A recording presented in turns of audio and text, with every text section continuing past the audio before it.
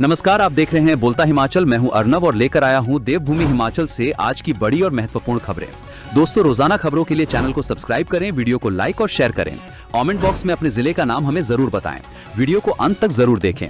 चलिए शुरू करते हैं आज का हिमाचल न्यूज बुलेटिन। मुख्यमंत्री सुक्खू बोले, प्रदेश के लिए नाबार्ड से 713.87 करोड़ रुपए की 73 योजनाएं स्वीकृत। मुख्यमंत्री सुखविंदर सिंह सुक्खू ने वित्त वर्ष 2026-27 के लिए विधायकों की प्राथमिकताओं को निर्धारित करने के लिए पहले दिन के पहले सत्र में ऊना, हमीरपुर और सिरमौर जिलों के विधायकों की बैठक की अध्यक्षता करते हुए कहा कि सरकार द्वारा वर्ष 2025-26 के दौरान नाबार्ड से 713.87 करोड़ रुपए की 73 योजनाएं स्वीकृत करवाई जा चुकी हैं। इन स्वीकृत योजनाओं में 512.31 करोड़ रुपए की 55 विधायक प्राथमिकता योजनाएं लोक निर्माण विभाग से संबंधित हैं और 201.56 करोड़ रुपए की 18 विधायक प्राथमिकता योजनाएं जल शक्ति विभाग की हैं। उन्होंने निर्देश दिए कि बजट का पूर्ण उपयोग किया जाए और नाबार्ड कार्यालय में प्रतिपूर्ति दावे 15 मार्च 2026 से पहले जमा करें।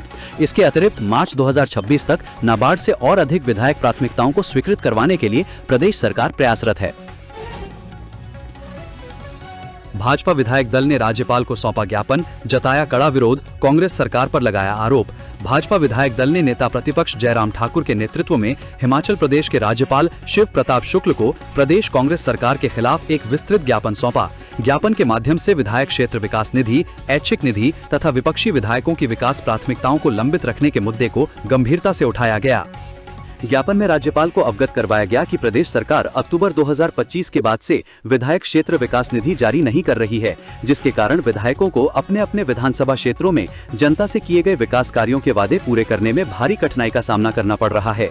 भाजपा विधायक दल ने कहा कि इस वर्ष प्राकृतिक आपदा से प्रदेश में भारी नुकसान हुआ है और ऐसे समय में विधायक निधि विकास और पुनर्स्थापना कार्यों के लिए अत्यंत आवश्यक थी, लेकिन सरकार ने बजट प्रावधान होने के बावजूद केवल आधी निधि जारी कर शेष राशि रोक दी। राजस्व घाटा अनुदान बंद करना पहाड़ी राज्यों के लिए घातक, सीएम सुक्खू ने केंद्र से की विशेष आर्थिक पैकेज की मांग। मुख्यमंत्री सुखविंदर सिंह सुक्खू ने 16वें वित्त आयोग द्वारा राजस्व घाटा अनुदान बंद करने को पहाड़ी राज्यों के लिए घातक बताया। उन्होंने कहा कि इससे हिमाचल को 50,000 करोड़ का नुकसान होगा और ये सहकारी संघवाद के खिलाफ है। उन्होंने केंद्र से अनुदान बहाल करने और विशेष आर्थिक पैकेज की मांग की। उन्होंने नाबार्ड से स्वीकृत 713.87 करोड़ रुपए की 73 योजनाओं की समीक्षा भी की। मुख्यमंत्री सुखविंदर सिंह सुक्खू ने कहा कि राजस्व घाटा अनुदान वर्ष 1952 से 15वें वित्त आयोग तक राज्यों की वित्तीय स्थिरता के लिए निरंतर मिलता रहा है। इसे 16वें वित्त आयोग ने पहली बार बंद किया है, जो हिमाचल प्रदेश जैसे पहाड़ी व कठिन भौगोलिक परिस्थिति वाले राज्य के प्रति अन्याय है। उन्होंने कहा, हिमाचल प्रदेश पेड़ों के कटान पर पूर्ण प्रतिबंध लगाकर देश के पर्यावरण संरक्षण में महत्वपूर्ण भूमिका के साथ साथ हिमाचल से बहने वाली नदियों के माध्यम से पानी भी उपलब्ध करवाता है। ऐसे में केंद्र सरकार द्वारा राजस्व घाटा अनुदान बंद करना प्रदेश के हितों के साथ कुठाराघात है। हिमाचल में अब 40% दिव्यांगता, 80 दिन मनरेगा में काम करने वाले भी बीपीएल के लिए पात्र, नए नियम अधिसूचित। हिमाचल प्रदेश में अब बीपीएल की सूची में 40% विकलांगता और 80 दिन मनरेगा में कार्य करने वाले लोग भी पात्र होंगे। प्रदेश में चौथे चरण का सर्वे पूरा होने के बाद ग्रामीण विकास विभाग के सचिव सीपाल रासू की ओर से नए नियम अधिसूचित किए गए। पहले बीपीएल सूची में शामिल होने के लिए परिवार के मुखिया की दिव्यांगता 50% होना अनिवार्य थी। नए नियमों के तहत अब इसे घटाकर 40% कर दिया गया है। पहले बीपीएल में शामिल होने के लिए मनरेगा में 100 दिन का काम होना अनिवार्य था, इसे घटाकर 80 दिन कर दिया गया है। पहली बार एक विशेष श्रेणी को जोड़ा गया है। प्रदेश सरकार ने बीपीएल परिवारों के चयन के लिए पात्रता मानदंडों में छूट दी है। सरकार के इस कदम से अब हजारों नए परिवारों के लिए बीपीएल सूची में शामिल होने का रास्ता साफ हो गया है। प्रदेश में जनगणना 2027 को हरी झंडी, घर घर जाकर जुटाई जाएंगी 33 अहम जानकारियां।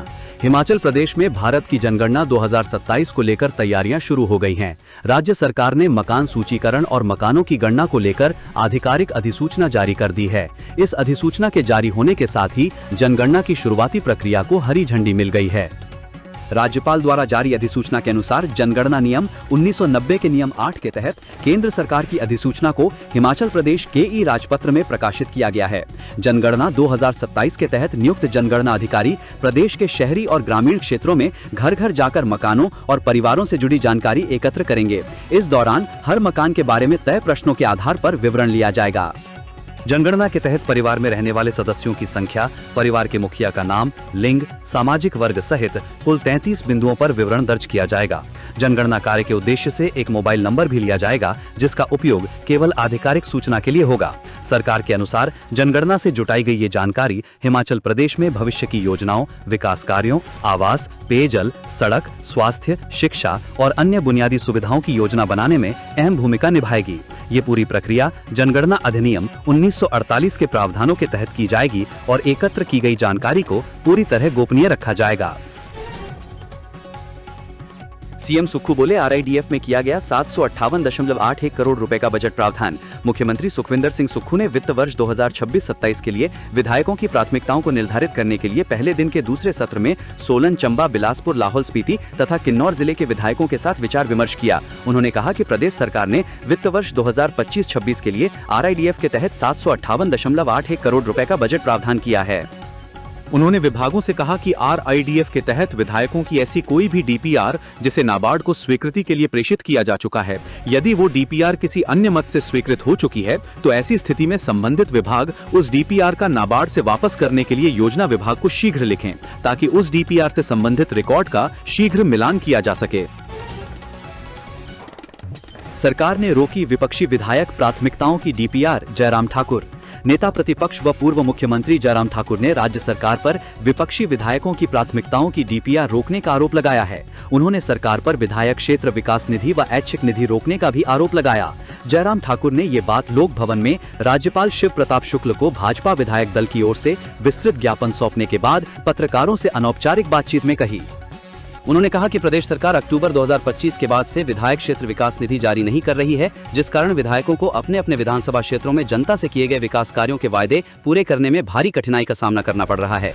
उन्होंने कहा कि इस वर्ष प्राकृतिक आपदा से प्रदेश में भारी नुकसान हुआ है और ऐसे समय में विधायक निधि विकास और पुनर्स्थापना कार्यों के लिए अत्यंत आवश्यक थी, लेकिन सरकार ने बजट प्रावधान होने के बावजूद केवल आधी निधि जारी कर शेष राशि रोक दी। उन्होंने कहा कि इससे जनप्रतिनिधियों की विश्वसनीयता भी प्रभावित हो रही है।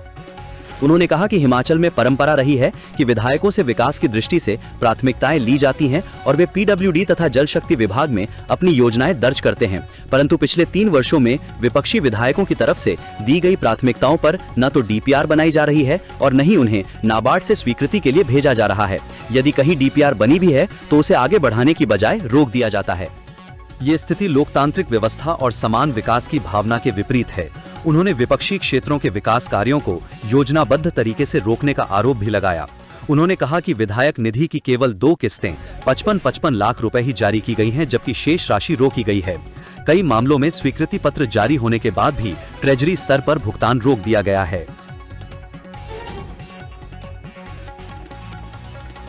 हिमाचल पुलिस में बड़ा फेरबदल, 14 आईपीएस और 2 एचपीएस अधिकारियों के हुए तबादले। हिमाचल प्रदेश सरकार ने वीरवार रात पुलिस प्रशासन में बड़ा फेरबदल करते हुए 14 आईपीएस और 2 एचपीएस कैडर के तबादले और नई तैनाती की है। गृह विभाग ने अधिसूचना जारी कर सोलन, शिमला, मंडी व ऊना जिले के पुलिस अधीक्षक बदले हैं। आईपीएस संजीव गांधी के स्थान पर गौरव सिंह पुलिस अधीक्षक शिमला होंगे। सचिन हीरेमठ को ऊना, तिरुमला राजू एसडी वर्मा को सोलन व एचपीएस कैडर के विनोद कुमार को मंडी का पुलिस अधीक्षक नियुक्त किया गया है। गौरव सोलन में पुलिस अधीक्षक थे। हाल ही में डीआईजी बने संजीव गांधी की सेवाएं कार्मिक विभाग के अधीन रखते हुए नई जिम्मेदारी तय की गई है। अमित यादव को तत्काल प्रभाव से पुलिस मुख्यालय शिमला में रिपोर्ट करने के निर्देश दिए गए हैं। अभिषेक दुल्लर को पुलिस महानिरीक्षक संचार एवं तकनीकी सेवाएं शिमला व डॉक्टर डीके चौधरी को पुलिस महानिरीक्षक सशस्त्र पुलिस एवं प्रशिक्षण डरोह बनाया है। सौम्या सांबशिवन को उप महानिरीक्षक पुलिस उत्तरी परिक्षेत्र धर्मशाला के पद पर रहते हुए पुलिस प्रशिक्षण महाविद्यालय डरो का अतिरिक्त प्रभार सौंपा गया है। रोहित मालपानी को उप महानिरीक्षक पुलिस साइबर अपराध शिमला नियुक्त किया गया है। डॉक्टर रमेश छाजटा को उप महानिरीक्षक पुलिस कारागार एवं सुधार सेवाएं शिमला लगाया है। दिवाकर शर्मा को उप महानिरीक्षक पुलिस खुफिया एवं सुरक्षा धर्मशाला तैनात किया गया है। साक्षी वर्मा को पुलिस अधीक्षक राज्य सतर्कता एवं भ्रष्टाचार निरोधक ब्यूरो मंडी नियुक्त किया है। अरविंद चौधरी को चौथी भारतीय आरक्षित वाहिनी जंगल बैरी का कमांडेंट बनाया गया है। उन्हें मंडी जोन विशेष कार्य बल का अतिरिक्त प्रभार भी सौंपा गया है। शाम 6 से 9 बजे तक होती हैं अधिकतर सड़क दुर्घटनाएं। रोकने के लिए हिमाचल पुलिस ने लागू की नई व्यवस्था।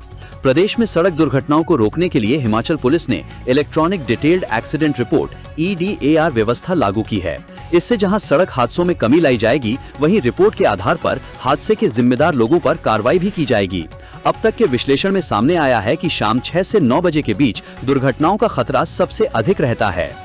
इसे देखते हुए समय को खतरे का समय घोषित कर राजमार्गों पर विशेष गश्त और कड़ी निगरानी शुरू कर दी गई है। इसके लिए गति मापने वाले यंत्रों और शराब जांच उपकरणों से निगरानी रखी जा रही है। अवैध पार्किंग पर त्वरित कार्रवाई की जा रही है। खतरनाक पहाड़ी मोड़ों पर उच्च दृश्यता वाले संकेतक लगाए जा रहे हैं।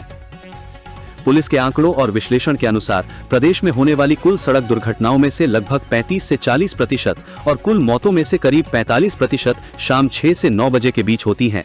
इसके मुख्य कारण कार्यालय और बाजार बंद होने के बाद यातायात का दबाव, दृष्टिता में कमी, लंबी ड्राइव के बाद चालक की थकान, तेज रफ्तार और लापरवाही है।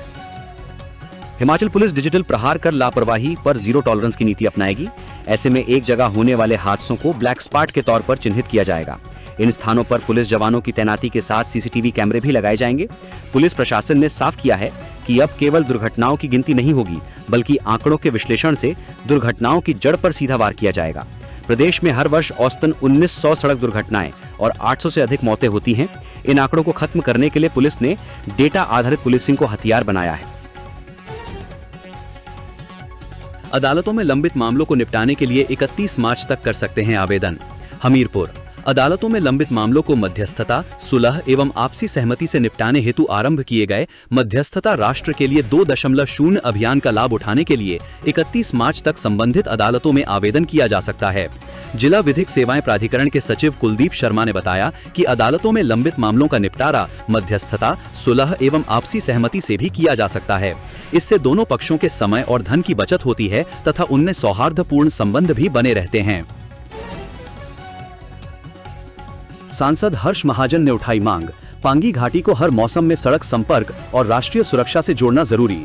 भाजपा नेता एवं राज्यसभा सांसद हर्ष महाजन ने शुक्रवार को राज्यसभा में शून्यकाल के दौरान हिमाचल प्रदेश के चंबा जिले की पांगी घाटी के लिए हर मौसम में सड़क संपर्क, ऑल वेदर कनेक्टिविटी सुनिश्चित करने का महत्वपूर्ण मुद्दा उठाया। उन्होंने सदन का ध्यान आकर्षित करते हुए कहा कि पांगी घाटी एक जनजातीय बहुल क्षेत्र है, जहां लगभग 25,000 से अधिक जनजातीय नागरिक निवास करते हैं और जो हर वर्ष करीब 8 महीने तक देश के अन्य हिस्सों से कटे रहते हैं।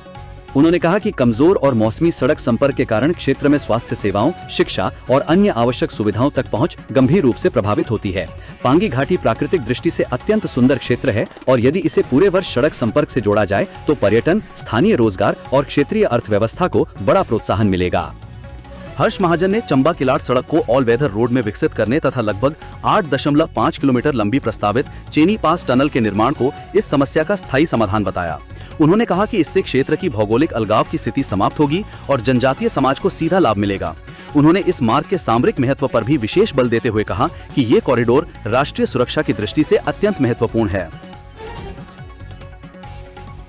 दारचा शिंकुला सड़क बहाल, फिर लद्दाख का संपर्क हिमाचल से जुड़ा। मौसम खुलने के बाद दारचा शिंकुला सड़क बहाल होते ही अब हिमाचल से जांस्कर और कारगिल होते हुए लद्दाख का सड़क संपर्क एक बार फिर स्थापित हो गया है। करीब 2 सप्ताह पूर्व हुई भारी हिमपात के चलते ये मार्ग बंद हो गया था। इससे आवाजाही प्रभावित हो रही थी। हालांकि शिंकुला दर्रे में अभी भी 5 से 8 फीट तक बर्फ जमी है। ऐसे में फिलहाल इस मार्ग पर केवल 4x4 वाहनों की आवाजाही को ही अनुमति दी गई है। बीआरओ की ओर से लगातार बर्फ हटाने और सड़क को सुरक्षित बनाने का कार्य जारी है।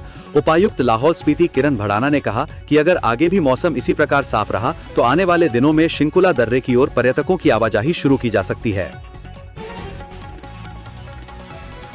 भरमौर में 700 साल पुराना गिरण माता का मंदिर जला, मूर्तियों को भी नुकसान। हिमाचल प्रदेश के चंबा जिले के भरमौर विस क्षेत्र की ग्राम पंचायत खुंदेल के गिरण में चट्टान पर निर्मित 700 साल पुराना गिरण माता मंदिर आग की भेंट चढ़ गया। अग्निकांड शुक्रवार दोपहर बाद 3:30 के करीब हुआ। मंदिर में अचानक उठी आग की लपटों के चलते देखते ही देखते पूरा मंदिर जलकर राख हो गया। मंदिर के भीतर संगमरमर, ब्लैक स्टोन समेत पीतल की मूर्तियों को नुकसान पहुंचा है।